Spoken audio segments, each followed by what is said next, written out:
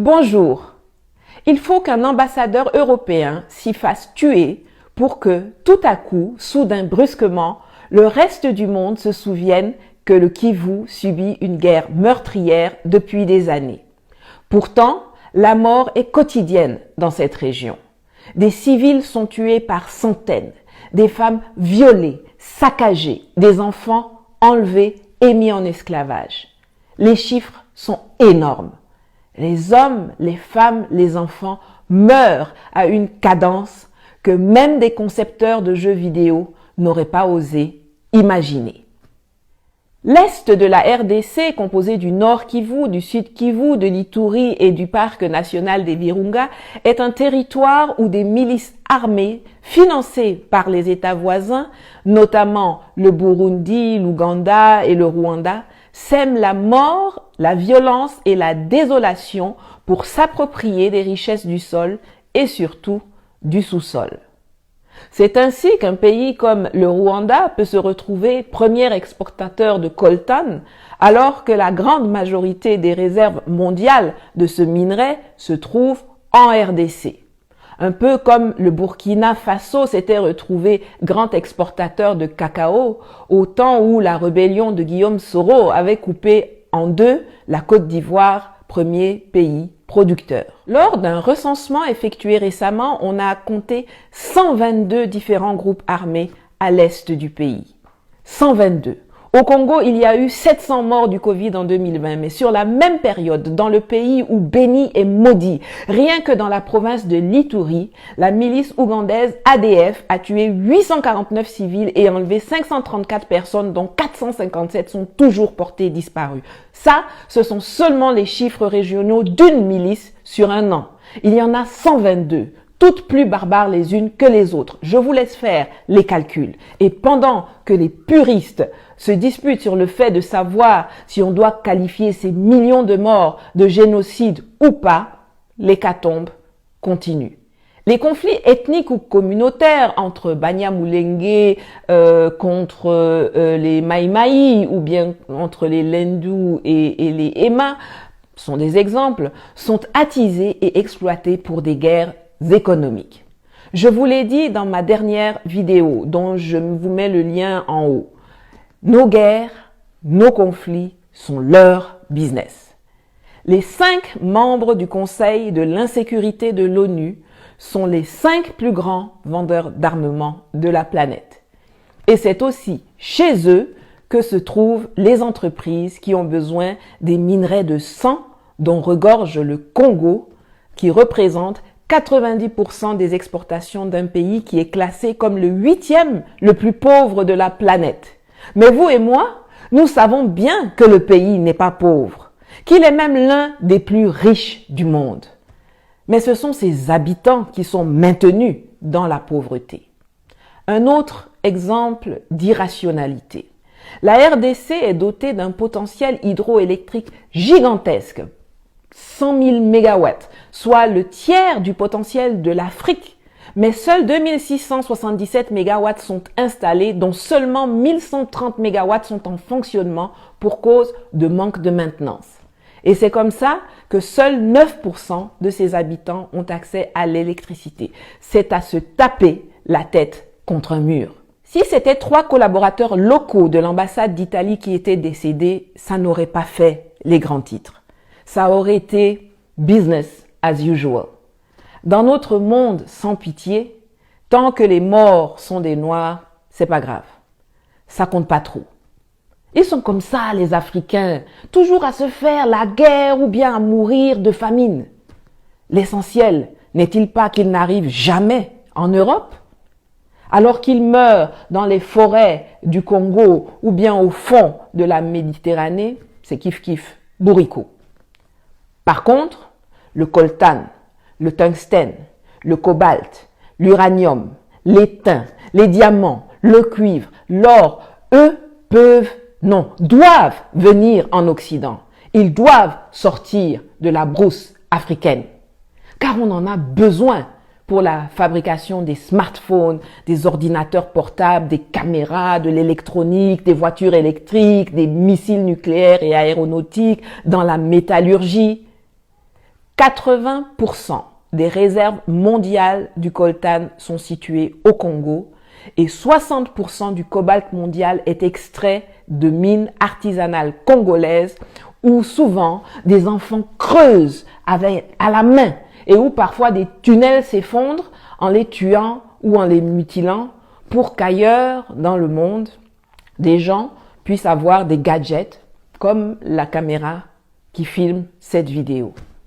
La différence, c'est que certains sont conscients du sang qui coule sur les mains de Apple, Google, Tesla, Samsung, Bayer, Sony, Huawei et compagnie, et d'autres l'ignorent ou font semblant de l'ignorer. Mais maintenant, vous qui regardez là, vous ne pouvez plus l'ignorer. Je sais qu'en Afrique, beaucoup n'aiment pas lire, mais je vous suggère quand même une bande dessinée intitulée « Kivu » que j'avais acheté peu avant mon expulsion, dont je vous mets le lien en commentaire ou dans la boîte de description, qui raconte avec une réalité saisissante la situation dans l'est du Congo et les relations sanglantes qui lient les monsieur propres occidentaux avec les monstres tueurs de la forêt équatoriale. Mais la communauté internationale dit qu'elle a déjà tant fait pour les Congolais. Tiens, il y a une opération des Nations Unies, la MONUSCO, qui ne sert pas à grand-chose, sauf à tenir les statistiques macabres des morts qui s'amoncellent.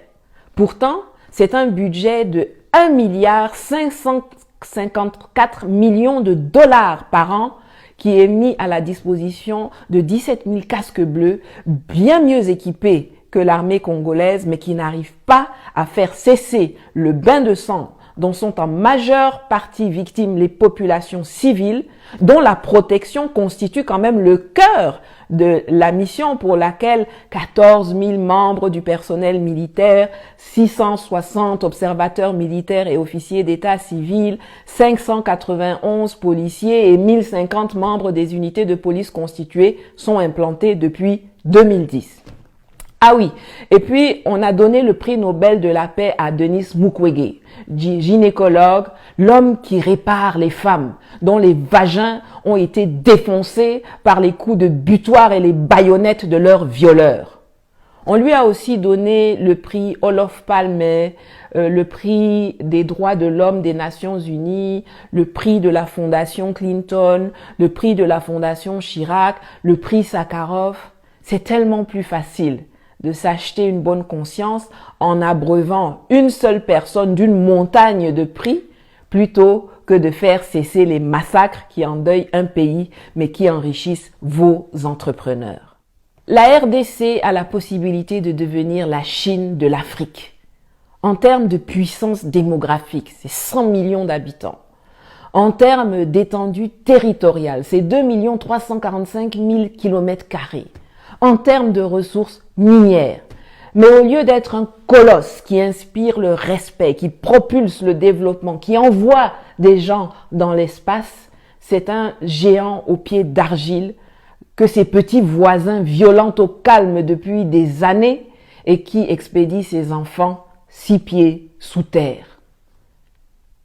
Alors c'est vrai, l'extérieur a sa part non négligeable de responsabilité. Et il est bon qu'il lui soit rappelé de temps à autre que perdre un père, un mari ou un fils dans des attaques violentes n'a pas à être l'apanage des Congolais.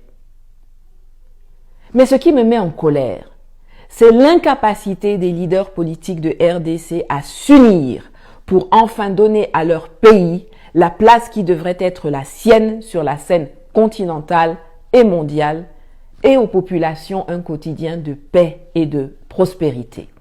Pourtant, comme le scandait Mamadou Koulibaly en Côte d'Ivoire le 10 octobre 2020, un peuple uni jamais ne sera vaincu. Le malheur du Congo ne vient pas de l'appétit que suscitent ses ressources minières à l'extérieur du pays. Le malheur du Congo, ce sont ses dirigeants.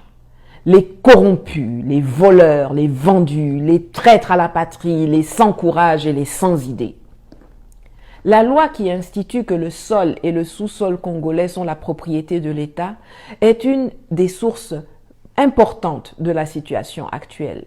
Il faut réformer le foncier au Congo et en donner la propriété aux populations locales, en même temps qu'on leur donne les moyens de défendre leurs biens. Je mettrai à la fin de cette vidéo le lien d'une de Mamadou Koulibaly qui explique sa proposition de réforme du foncier en Côte d'Ivoire, qui peut être, pourquoi pas, la base d'une réflexion pour le Congo. Nous, Africains, ne pouvons pas faire comme si le Congo, c'est juste les sapeurs et la rumba cadencée. Depuis quelques semaines, c'est le président congolais Félix Tshisekedi qui a pris la tête de l'Union africaine. Cela va être difficile pour lui d'être crédible dans cette fonction si en parallèle, la situation n'évolue pas positivement dans son propre pays. Le minimum qu'il puisse faire, c'est de mobiliser les énergies et les attentions autour du conflit qui déchire le Congo pour faire stopper les rivières de sang qui endeuillent la région des Grands Lacs et qui n'honorent aucun d'entre nous en Afrique. C'est d'obtenir les moyens de former et d'équiper l'armée congolaise pour sécuriser la zone de l'Est, qui sert aussi de base arrière à des rébellions qui cherchent à renverser les gouvernements des pays limitrophes. C'est de réformer certaines lois pour contrer les effets voraces de l'appétit géostratégique extérieur et c'est aussi d'investir dans le capital humain. La tâche n'est pas aisée, mais il faut que l'on puisse sentir la volonté inébranlable d'aller au charbon pour renverser la vapeur.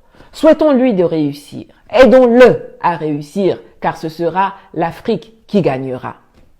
Très peu de médias ont donné le nom du chauffeur décédé hier. Il s'appelait Milambo Mustapha. Je présente mon yako à ses proches et aux centaines de milliers de familles qui ont perdu des membres dans cette guerre sans fin du Kivu et du Congo. Prenez soin de vous et à bientôt.